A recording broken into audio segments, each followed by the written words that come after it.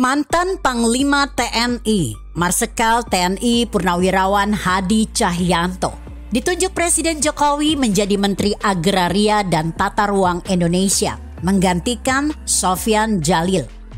Ia dipercaya melanjutkan reformasi agraria, sektor penuh isu-isu sensitif, dan mewarisi karut-marut berkepanjangan sejak puluhan tahun. Tanda-tanda Hadi Cahyanto bakal masuk kabinet sebenarnya sudah mulai tercium sejak ia ditunjuk sebagai Komandan Lapangan Pertamina Grand Prix MotoGP 2022 di Mandalika. Dalam perhelatan perdana MotoGP di Indonesia itu, Hadi Cahyanto sukses mengomandoi ajang kelas dunia bergengsi yang disaksikan 400 juta penonton televisi di lebih dari 200 negara.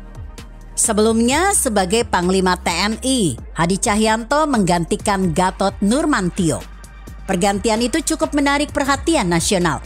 Di masa kepemimpinan Gatot, banyak terjadi aksi demonstrasi mewarnai Pilgub DKI. Beberapa demo berakhir dengan kerusuhan. Gatot konon dekat dengan sejumlah otak demo-demo itu. Menjelang pergantiannya, Gatot berulah lagi dengan melakukan mutasi tentara yang sangat bernuansa politis. Keputusan yang dikeluarkan Gatot itu dianulir oleh Hadi Cahyanto begitu ia dilantik sebagai Panglima TNI. Berbeda dengan Gatot, Hadi Cahyanto adalah Panglima yang kalem, tidak kontroversial, namun syarat prestasi. Sepak terjang Hadi Cahyanto dalam menjaga kedaulatan Republik ini telah teruji. Salah satunya saat bertindak melakukan pengamanan pemilu 2019. Atmosfer politik saat itu cukup panas karena masyarakat terpolarisasi ekstrim dalam dua kubu. Kala itu ada upaya provokatif pihak tertentu, terutama saat perhitungan suara oleh KPU. Namun, Hadi Cahyanto cepat mengambil tindakan untuk mencegah munculnya gerakan yang mengancam keamanan negara. Hadi Cahyanto juga sukses menjaga keamanan saat perhelatan PON di Papua.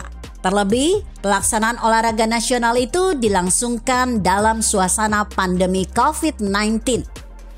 Suksesnya PON menjadi pembuktian kepada dunia bahwa Papua merupakan bagian penting dari NKRI dan tak terpisahkan. Hadi Cahyanto bukan orang baru bagi Presiden Jokowi. Ia pernah ditunjuk Presiden Jokowi sebagai sekretaris militer. Semasa Presiden Jokowi masih menjabat wali kota Solo, Hadi Cahyanto merupakan Danlanut Adi Sumarmo yang markasnya tak jauh dari pusat kota Solo. Kedekatan ini agaknya menimbulkan chemistry antara Hadi dan Jokowi. Suatu ketika saat Jokowi meresmikan pesawat N219 di Lanut Halim Perdana Kusuma, puluhan anak SD ikut berbaris menonton acara. Saat Presiden berpidato, salah satu siswi di barisan paling depan muntah. Hadi Cahyanto yang masih menjabat Kasau dengan sigap dan spontan, ia menggendong bocah tersebut dan membawanya beristirahat. Itulah Hadi Cahyanto, pria lembut hati, satu di antara barisan jenderal-jenderal merah putih di belakang Jokowi. Para prajurit sejati yang setia pada Pancasila NKRI. Spirit mereka adalah NKRI harga mati. Di masa Orde Baru, TNI yang saat itu masih disebut ABRI diwarnai isu adanya kelompok yang disebut ABRI Merah Putih dan ABRI Hijau. ABRI Merah Putih adalah tentara yang dianggap nasionalis dan tidak membawa bendera agama. ABRI Merah Putih identik dengan sosok Jenderal Benny Murdani dan mereka yang dekat dengan Benny. Sebagai Panglima ABRI dari tahun 1983 hingga 1988, Benny terkenal angker dan tanpa kompromi pada gerakan-gerakan yang mengancam persatuan dan kesatuan. Di antara orang-orang tersebut ada nama-nama Tri Sutrisno dan Edi Sudrajat. Sedangkan generasi di bawah Benny yang dipersiapkan sebagai penerusnya adalah Theo Savvei, Luhut Panjaitan, AM Hendro Priyono, Sutioso, Agung Gumelar, dan Wiranto. Sebaliknya, ABRI Hijau adalah julukan kepada tentara yang berafiliasi keagamaan. Masa itu, nama Faisal Tanjung dari kelompok ABRI Hijau mulai naik sebagai Panglima ABRI. Di masanya, terjadi peristiwa 27 Juli 1996 saat kantor PDI diserbu dan terjadi kerusuhan besar. Faisal Tanjung dianggap bertanggung jawab atas kejadian itu. Namun, Megawati dengan besar hati demi kerukunan bangsa memaafkan dan mengajak rekonsiliasi. Yang menarik, Sutioso yang menjadi Pangdam Jaya saat peristiwa 27 Juli terjadi, kemudian didukung Megawati menjadi Gubernur DKI. Sutioso salah satu dari barisan Jenderal Merah Putih. Di era reformasi, istilah TNI Hijau dan TNI Merah Putih tak lagi populer. Namun saat ini, isu tersebut kembali santer. Persaingan antara TNI Hijau versus TNI Merah Putih. Yang tergolong TNI Hijau adalah mereka yang dipilih SBY, seperti Gatot Nurmantio dan Edi Rahmayadi. Disebut hijau karena SBY dekat dengan ormas-ormas radikal dan seringkali berulah mengatasnamakan agama. Jenderal Merah Putih lebih dekat kepada Megawati. Kedekatan Megawati dengan tentara nasionalis ini diawali dengan dukungan Beni Murdani. Saat posisi Beni surut, ada LBP, Wiranto, Agung, dan Hendro Priyono. Di era kini ada nama Muldoko, Adi Cahyanto, Andika Perkasa, dan Dudung Abdurrahman. Yang menarik disimak bahwa para jenderal-jenderal nasionalis ini semua ada di belakang Jokowi. Muldoko saat ini menjabat sebagai Kepala Staf Kepresidenan Indonesia. Luhut Binsar Panjaitan, jangan ditanya lagi, dia orang kepercayaan Presiden Jokowi.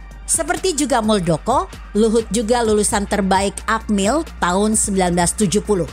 Jiwa nasionalisnya telah tumbuh sejak muda.